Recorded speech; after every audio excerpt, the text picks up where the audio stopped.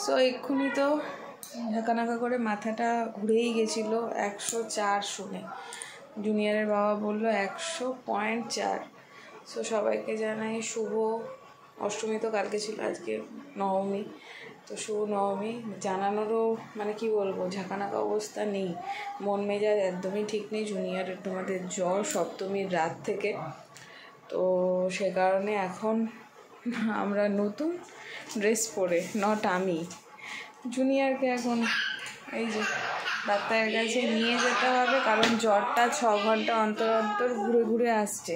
জুনিয়রকে যে ডক্টর দেখানো হয় উনি আউট অফ কলকাতা, সে কারণে ওনাকে ফোন করেছি। উনি বলেছে এমার্জেন্সিতে যে কোনো ডাক্তার পারবেন আপাতত দেখিয়ে নিন, যেহেতু জ্বরটা ঘুরে ঘুরে আসছে। তো চলো যাওয়া যাক। ওদিকে জুনিয়রের বাবা রেডি করছে, ডক্টর আঙ্কেলের কাছে যেতে হবে। बुखार है? हाँ, पंका को बुखार है। अच्छा ठीक है, चलो डॉक्टर के पास। Okay okay. একটা মায়ের জন্য দুঃখের আর কি হতে পারে। ছেলে যাবে নতুন ড্রেস পরে ঠাকুর দেখতে, সে কিনা ডাক্তার দেখাতে যাচ্ছে। এই যে আমরা এখন ডাক্তারের কাছে যাচ্ছি। ওইখানে জুনিয়রের বাবা, ওই যে জুনিয়রের মামা যাচ্ছে আগে, আর এই যে জুনিয়র। আর আমরা বাঘাযতীনের অ্যাঞ্জেল নার্সিংহোমে এসেছি।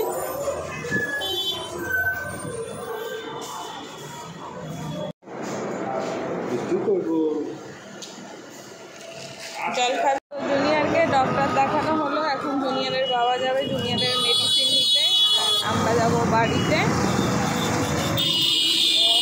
অনেক আলাদা মেডিসিন দিয়েছে, কারণ যে ডক্টরকে জুনিয়রকে দেখানো হয় উনিই বললো আপনারা একটা লোকাল ডক্টর দেখিয়ে নিন, কারণ বুকে ঢুকে কফ কতটা কী আছে সেসব দেখার জন্য। তো ওটা ভাইরাল ফিভারই মেবি।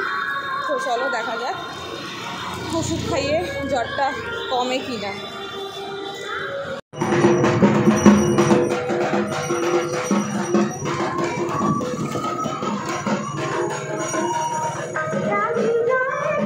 বেচারা শুধু বলছে ঘুরতে যাব, বাট কী করে নিয়ে যাব তাকে বলো? ঘুরে ঘুরে যে জ্বর আসছে, কিছু করার নেই। চলো বাড়িতে যাই, ওষুধপত্র খাওয়াই, দেখি কি হয়। ছেলের ওষুধ এনে দিয়ে এখন তোমাদের দাদাভাই কাজে বেরোচ্ছে। অবশ্যই এখন রাত্রিবেলা, কিন্তু কাজে তো বেরোতে হবে, নাহলে খাবো কি, এটাই হচ্ছে ব্যাপার। শরীর খুব একটা ওনার ঠিক নেই, পেটের সেলাইয়ের জায়গাগুলো ব্যথা হয়, বাট কিছু করার নেই, কাজ তো করতেই হবে, ওরমভাবেই চলতে হবে, জীবন চালাতে হবে, তাই তো। টাটা।